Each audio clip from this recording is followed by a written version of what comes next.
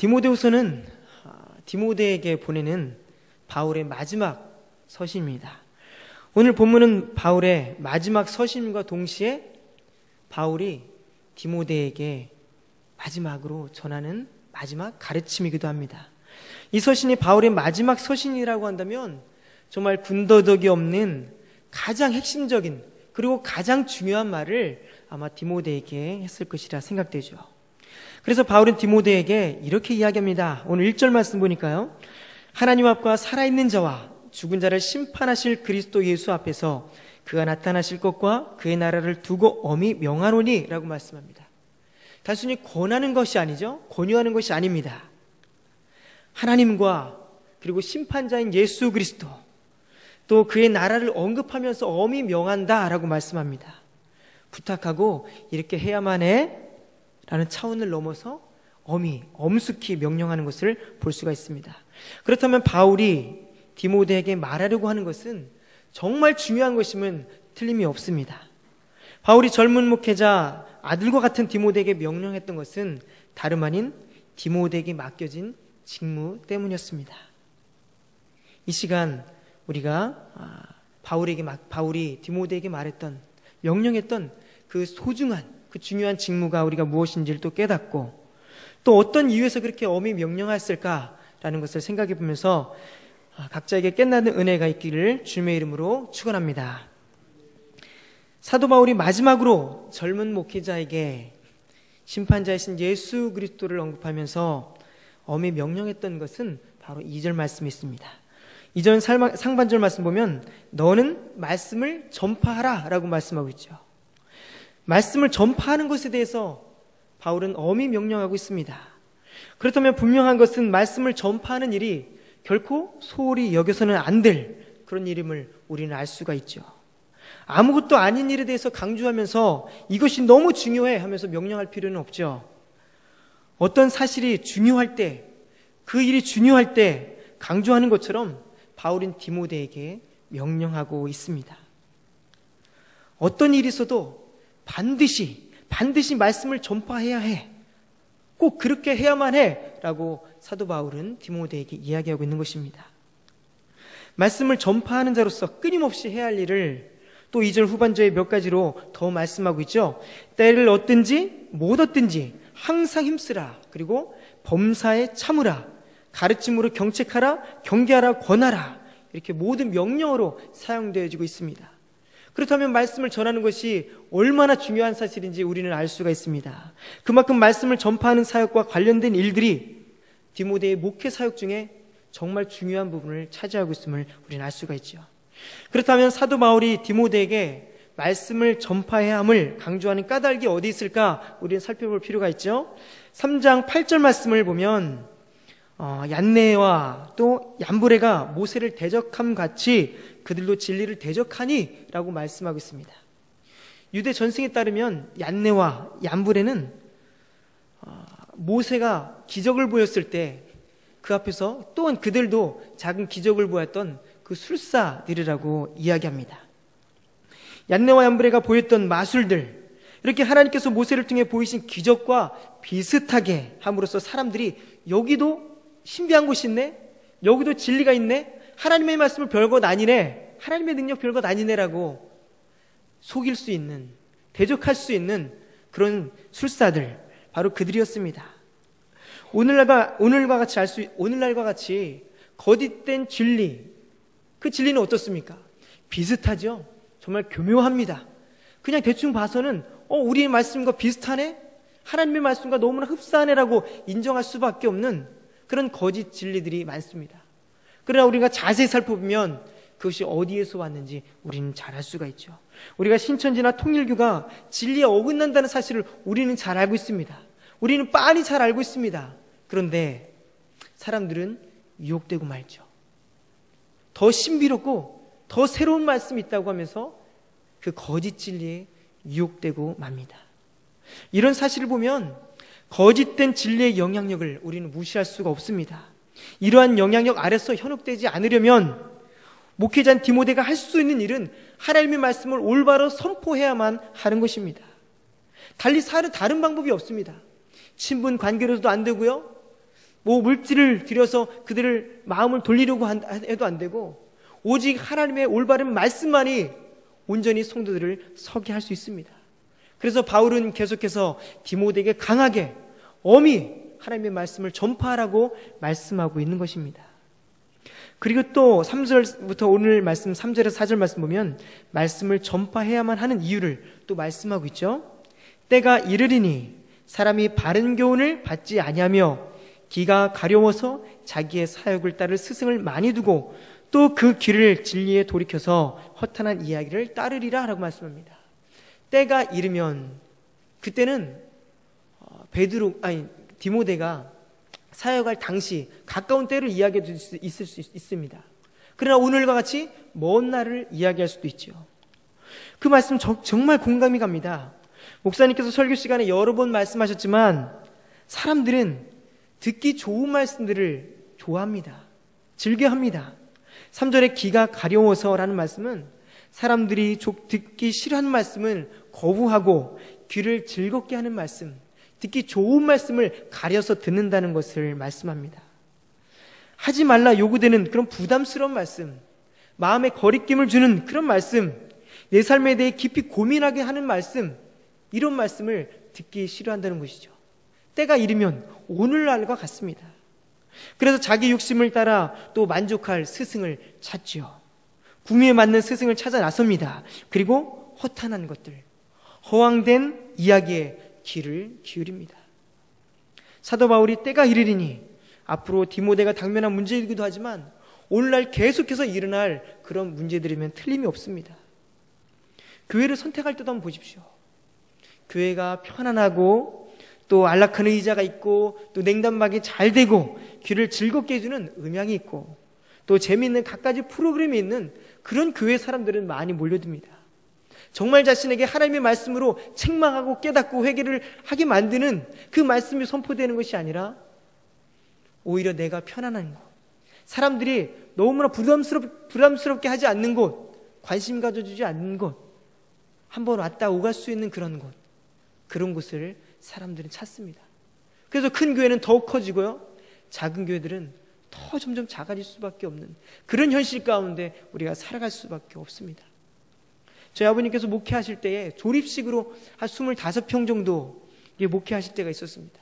그 개척할 당시에 아버님 아는 목사님의 여동생이 교회를 오게 됐습니다. 소개를 시켜서 그 온양이라는 곳에 이사를 오게 되니까 소개를 시켜서 이곳에 가면 내 친구가 있으니까 그곳에 등록해서 잘 다녀라 라고 소개를 시켜줬습니다.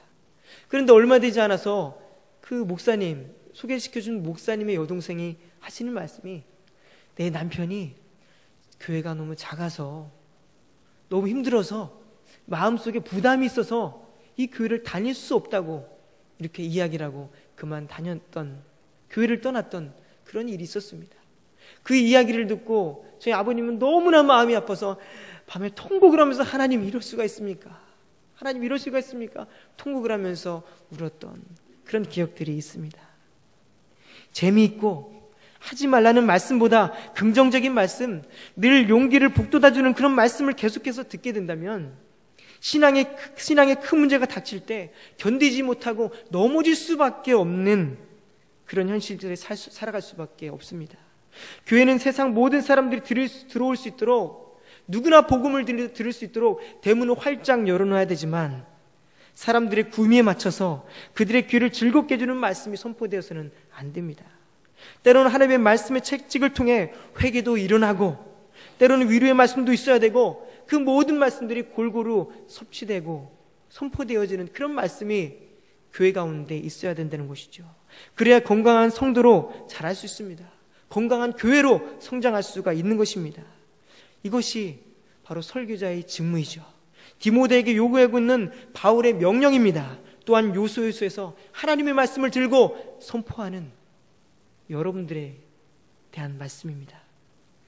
진리를 대적하는 사람들이 있는 이러한 상황 가운데 있는 디모데가, 경험이 별로 없었던 그런 젊은 디모데는 이러한 상황 속에서 마음이 아마도 두려웠을지도 모릅니다. 그 대적자들과 맞서서 진리를 수호해야만 하는 그런 부담감이 컸을지도 모릅니다. 이 문제를 어떻게 해결해야 되지?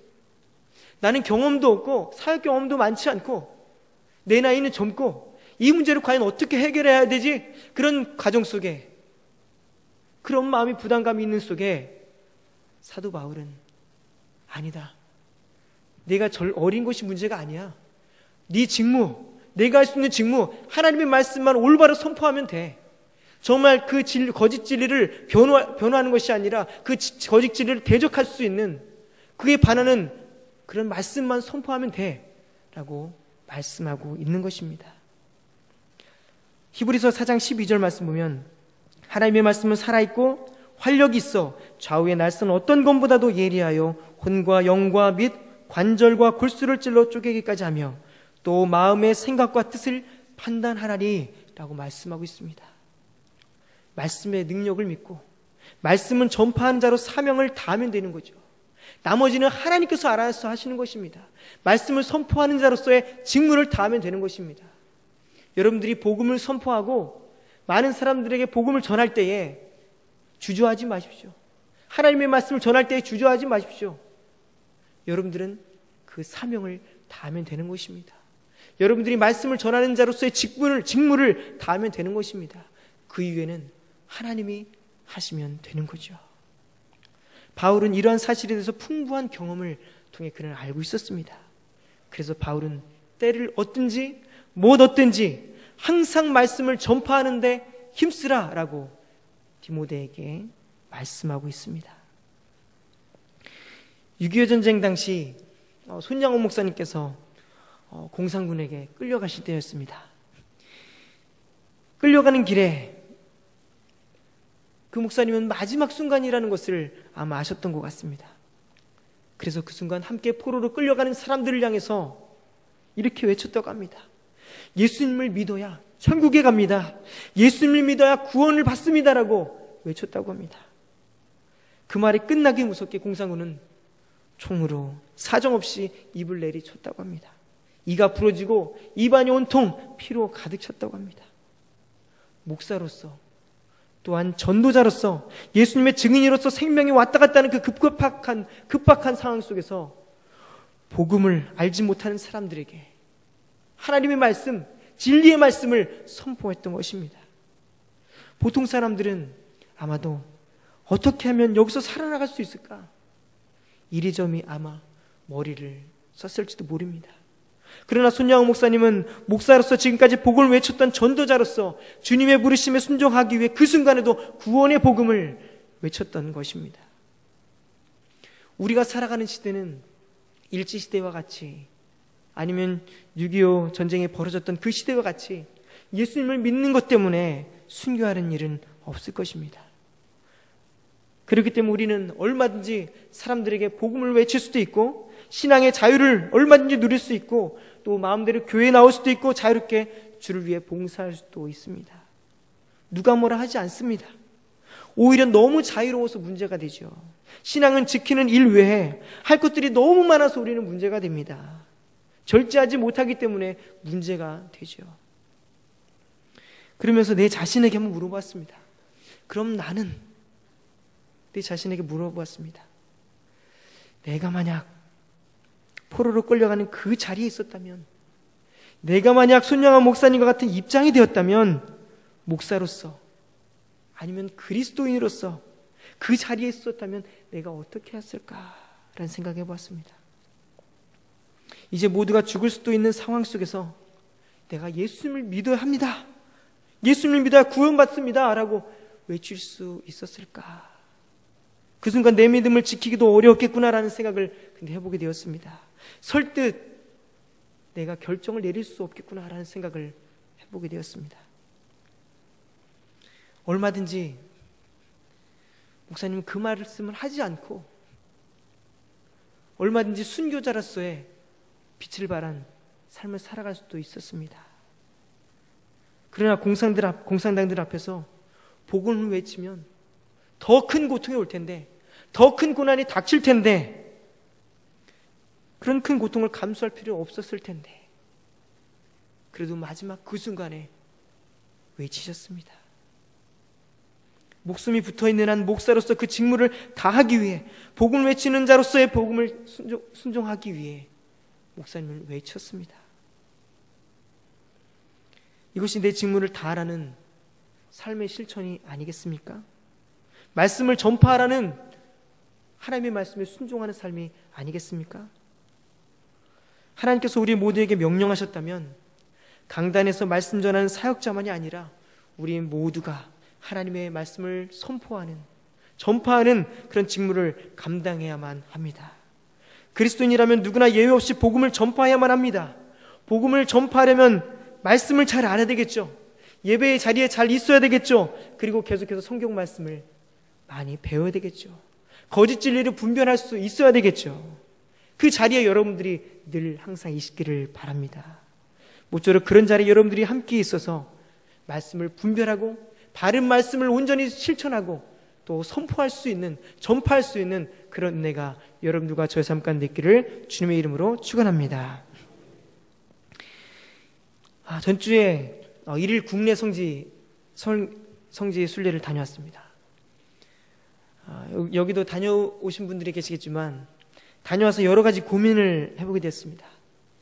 순교하신 분들에 있어서 내 직무를 다하는 것이 과연 무엇일까? 순교하셨던 그 자리로 돌아가 보면 그 질문에 해답을 얻을 수 있겠다라는 생각을 해보았습니다. 그래서 순교자 기념관이라는 곳에 도착해서 우리는 한 300m 정도의 언덕으로 올라갔습니다.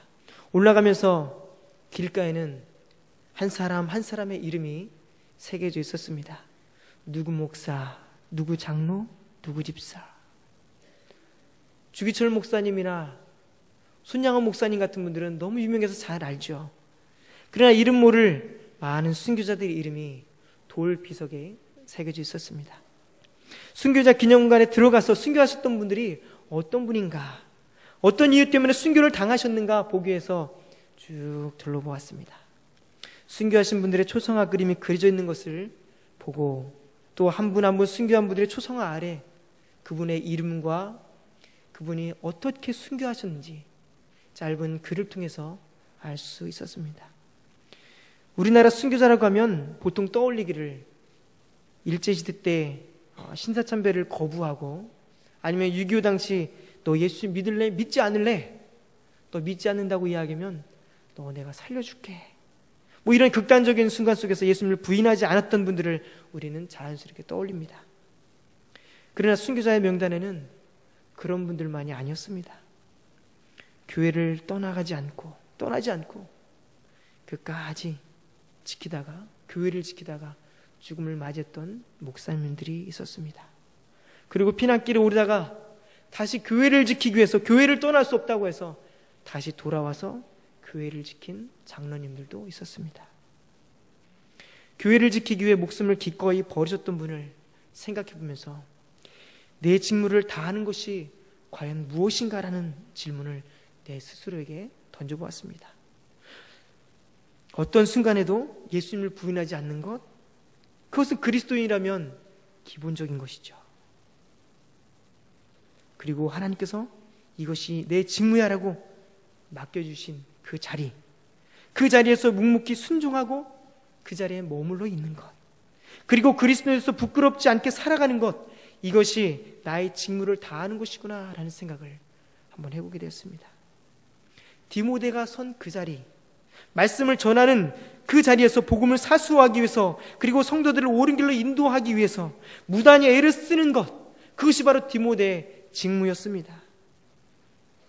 킹 제임스 버전이나 NIV 성경을 보면 디모데에게 주어진 직무를 미니스트리라고 말씀하고 있습니다. 목회 사역이라고 번역하고 있습니다. 다시 말하면 디모데의 직무는 목회 사역이었습니다. 말씀으로 하나님께서 맡겨주신 성도들을 말씀으로 잘 양육하고 하나님의 말씀 가운데 잘 순종하며 살아갈 수 있도록 인도하고 하나님의 사람답게 잘 성장할 수 있도록 돕는 것, 바로 그에게 맡겨진 직무였습니다. 디모데에게 내 직무인 목회사에게 전념을 다하라. 내가 할 수 있는 모든 여건 속에서 내 직무인 말씀을 전파하는 자로서 할 수 있는 최선을 다하라. 그것이 바로 디모데에게 맡겨진 직무였습니다. 하나님께서 목회자로 부르신 그에게 합당한 직무가 있다면 여러분들에게도 여러분들에게 감당할 그런 직무가 있는 것입니다. 다음 기회가 있을 때 그때 내게 맡겨진 직무를 감당하겠다? 그렇지 않습니다. 그렇게 말할 수가 없습니다. 지금 당장이 중요합니다. 여러분들이 맡고 있는 그 일, 여러분들이 교회 안에서 맡고 있는 그 책임지고 맡고 있는 그 일들 가운데 최선을 다하는 것, 그것이 하나님이 여러분들에게 맡겨진 직무임을 믿습니다. 누구도 내일을 기약할 수 없습니다. 지금 서 있는 그곳이 여러분들에게 맡겨주신 귀한 장소이고 여러분들이 최선을 다해야 될 그 장소인 것입니다. 그렇다면 여러분들에게 맡겨진 직무에 대해서 한번 돌아봐야 되겠죠. 내가 교사로서 봉사하고 찬양대로 봉사하고 임직을 받은 자로서 예수님의 복음을 전하는 자로서 내게 맡겨진 그 일이 무엇이든 간에 그 자에서 최선을 다하겠다. 어떠한 경우도 이것만은 내가 그 자리에서 내가 책임지겠다. 생명을 걸겠다. 그런 자세가 여러분들과 저에게 있어야 될 줄 믿습니다. 교회 안에서도 점점 책임을 지지 않으려는 모습들이 나타납니다. 뒷짐을 지고 멀리 불보듯 구경하는 사람들이 점점 더 많아지고 있습니다. 무엇이 맡겨지는 것을 부담스러워합니다. 누가 알아서 하겠지, 다른 누가 하겠지 라고 생각합니다. 아닙니다. 여러분들과 제가 해야 됩니다. 여러분들에게 맡겨진 책임을 전가할 수가 없습니다. 하나님의 자녀라면 하나님은 여러분들에게 맡겨진 분명한 사명이 있습니다. 분명한 직무가 있습니다. 그 직무를 여러분들은 회피해서는 안 됩니다. 여러분들이 이 교회에 하나님께서 발걸음을 붙여주신 것은, 이 교회에 올 수 있도록 인도하신 것은 하나님께서 여러분들이 할 수 있는 일이 있기 때문에, 여러분들에게 주어진 달란트가 있기 때문에 하나님께서 여러분들에게 이 교회에 보내주신 줄 믿습니다. 그렇다면 여러분들이 해야 될 일은 분명하지요. 여러분들이 가장 잘 아실 것입니다. 내가 무엇을 해야 될지, 내게 맡겨진 직무가 무엇인지, 내게 주신 달란트가 무엇인지, 그것으로 무엇을 해야 되는지 여러분들이 더 잘 알 것입니다. 복음을 전하는 것도 여러분들과 제가 해야 할 일이고, 교회를 돌보는 것도 여러분들과 제가 할 일이고, 또 심지어 교회 곳곳에 불이 켜진 것도 끄는 것도 여러분들과 제가 해야 할 일이고, 떨어진 작은 휴지조각 하나 줍는 것도 이 교회를 위해서 여러분들과 제가 해야 할 일입니다. 맡겨진 일이 좀 힘들어도, 인정받지 못해도, 때를 얻든지 못 얻든지 말씀을 전파하라고 디모데에게 명령하셨던 그 바울의 목소리에 여러분들은 귀를 기울여야 되실 줄 믿습니다. 그리고 그렇게 해야만 할 줄 믿습니다. 손해를 두려워해서는 안 됩니다. 피해를 두려워해서는 안 됩니다. 그것으로 인해서 고난이 오는 것을 두려워해서는 안 됩니다. 5절 말씀 보니까 그러나 너는 모든 일에 신중하여 고난을 받으며라고 말씀하고 있죠. 하나님의 말씀을 전파하는 데는 고난이 따랐습니다. 여러분들이 하나님이 맡겨주신 그 직무를 다하는 데는 고난이 따릅니다. 순조롭게 모든 일들이 잘 진행되지 않습니다. 바울이 다메섹 도상에서 예수님을 만난 이후로 그가 복음 전파를 하면서 전도 여행을 다니면서 그가 얼마나 많은 고난을 당했습니까? 고린도후서 11장 23절 이하 말씀 보면 그가 당했던 고난에 대해서 계속해서 말씀하고 있습니다. 얼마나 많았던지요. 동족의 위협도 있었고요, 옥에 갇히기도 정말 많이 했고요, 매도 수없이 맞고요, 돌에 맞기도 하고 여러 번 죽을 고비를 넘기기도 했고요, 또 자연의 위험도 있었고요, 강도 위험도 있었고요, 이외에도 정말 많은 어려움들이 있었습니다. 오직 하나님의 말씀, 그 말씀을 전파하기 위해서, 복음을 전파하기 위해서, 하나님이 그에게 맡겨주신 그 직무를 감당하기 위해서 그는 얼마나 많은 고난을 당했는지. 여러분들이 그런 고난은 당하지 않지 않습니까? 여러분들의 직무를 감당하는데 교회 안에서 사람들에게 얼마나 많은 소리를 듣습니까? 그렇지 않죠.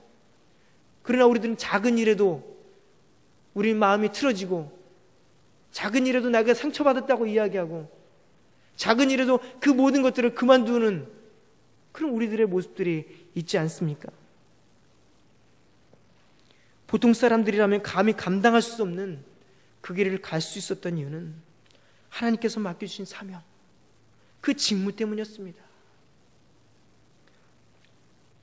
하나님께서 나에게 맡겨주신 직무가 고난과는 비교할 수 없는, 내가 가진 모든 것을 다 팔아도 바꿀 수 없는, 자신의 모든 생애를 모두 걸 만큼 복음이 충분한 가치가 있었기 때문에 사도 바울은 그 수많은 고통 속에서 복음을 전했던 것입니다.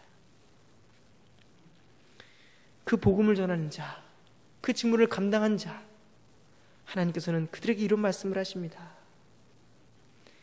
8절 말씀 보니까 이제로는 나를 위하여 의의 면류관이 예배되었으므로 주곧 의로우신 재판장이 그날에 내게 주실 것이며 내게만 아니라 주의 나타나심을 사모하는 모든 자에게 도니라 라고 말씀합니다. 그 전에 그는 선한 싸움을 싸웠어야만 했습니다. 달려갈 길을 마쳤어야만 했습니다. 그리고 믿음을 지켰어야만 했습니다. 과거와 현재와 미래, 이 모든 삶 속에서 내게 주어진 모든 직무를 감당할 때 여러분들에게도 하나님의 의의 면류관이 준비되어 있음을 믿습니다. 내게 맡겨진 그곳에서 직무를 다하기 위해 선한 싸움을 열심히 싸워보셨습니까? 쉬지 않고 열심히 여러분들에게 맡겨진 직무를 위해 열심히 달려보셨습니까?